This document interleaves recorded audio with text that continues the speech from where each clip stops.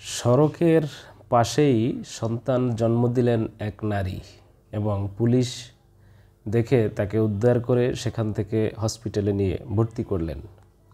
ঘটনাটি ঘটেছে চট্টগ্রাম নগরের দেওয়ানহাট মোড়ে। সড়কের পাশে সন্তান জন্ম দেওয়া এই নারী নবজাতককে উদ্ধার করে হাসপাতালে পাঠায় ট্রাফিক পুলিশ। আজ সকালের ঘটনা মূলত এটি। সকালে ওই মোড়ে আমাদের দায়িত্ব ছিল, হঠাৎ কনস্টেবল এসে বলল, স্যার রাস্তার পাশে বাবু হয়েছে। তার কথা শুনে দৌড়ে গিয়ে দেখি সড়কেই নবজাতকের জন্ম দিয়েছেন মানসিক ভারসাম্যহীন এক নারী। এরপর ওয়াকিটকিতে সাহায্যের জন্য বলি। সে সময় জেলা পুলিশের একটি অ্যাম্বুলেন্স ওই সড়কে দিয়ে যাচ্ছিল। সেটিকে থামিয়ে পরে মা ও নবজাতককে হাসপাতালে পৌঁছে দেওয়া হয়। এই ধরনের কাজগুলো বাংলাদেশে অনেক জায়গায় অনেক সময় আমরা ঘটতে দেখি, মূলত যেখানে অসহায় এই নারীরা অনেক সময় এই ধরনের কষ্টের ভিতরে পতিত হয়।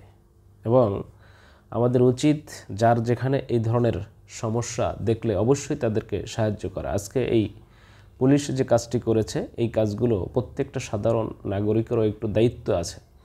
কারণ বাংলাদেশে এই ধরনের ঘটনাগুলো অহরহ ঘটতেছে। শুধু এই নারীর ব্যাপারে না, অনেক সময় পাগল এবং অনেক ধরনের এই অসহায় নারীদেরকে জোরপূর্বক ধর্ষণ করার ফলে অনেক সময় তাদের বাচ্চা হয়। এরকম ঘটনা বাংলাদেশে বিভিন্ন সময় দেখা যাচ্ছে। এবং অনেক অসহায় হতদরিদ্র ফ্যামিলির লোকজনও দেখা যায় যে হসপিটালে গিয়ে চিকিৎসার ব্যয়ভার বহন করতে পারে না বিধায় অনেক সময় তারা এই হসপিটালের বাহিরে রাস্তায় বিভিন্ন জায়গায় তারা এই বাচ্চা প্রসব করে। এরকম ঘটনা অনেকে আমরা দেখেছি। বাংলাদেশের মানুষকে মানবিক হতে হবে। এই সমস্ত ব্যাপারগুলোতে অবশ্যই যে যেখান থেকে এই ধরনের সংবাদগুলো পাবেন, অবশ্যই আশা করি যার যার সামর্থ্য অনুযায়ী তাদেরকে সহযোগিতা করা দরকার। তবে এই ধরনের কিছু অনাকাঙ্ক্ষিত ঘটনা বাংলাদেশে যারা ঘটতেছে, অর্থাৎ মানসিক রোগী, পাগল, এদের সাথে এই কিছু দুষ্ট প্রকৃতির লোকদের আচরণের কারণে বা তাদের মাধ্যমে এই ধরনের অপকর্ম ঘটার কারণেই কিন্তু অনেক সময় সন্তান জন্ম হতে পারে।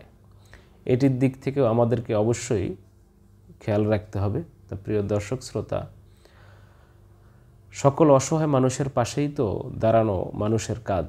কারণ মানুষের পাশে মানুষই তো থাকবে, এটাই তো স্বাভাবিক। আশা করি সকলে ভালো থাকবেন ইনশাআল্লাহ। খোদা হাফেজ।